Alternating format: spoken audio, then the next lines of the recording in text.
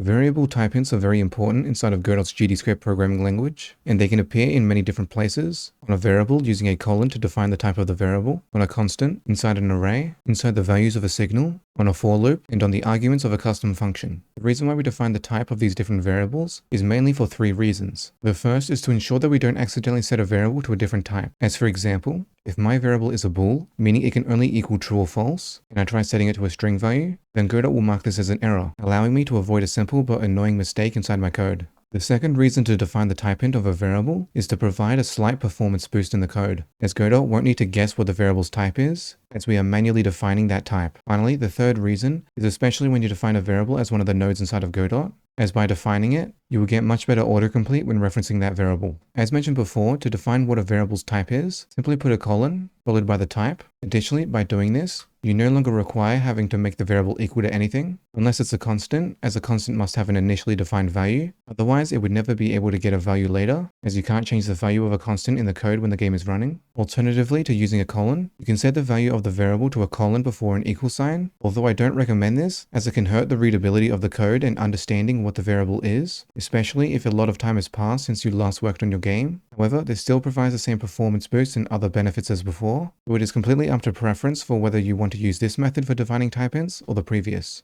The last tip about variable type-ins is that you can't make them equal to null, as null isn't a type. Now, an example of using variable type-ins can be if you have three variables, one for the total score, one for the total amount of tries, and one that holds the average score, which we calculate later. In this example, because we are not defining the type of any of these variables, this average score calculation will equal 3, which is wrong, as the true answer should be 3.333. And the reason why we're only getting a 3 as the answer is because Godot is interpreting these variables as integers and not floats, removing the decimals whenever this calculation completes. So to get the proper accurate result, we can define the type of these variables as float. And now, because Godot knows that we are using floats instead of integers, it won't remove the decimal of the result of the division, making the average score equal 3.33. Now you have a basic understanding of variable type-ins, why they can be useful, and a simple example of how to use them. And don't forget that you can check out their project files, link in the description.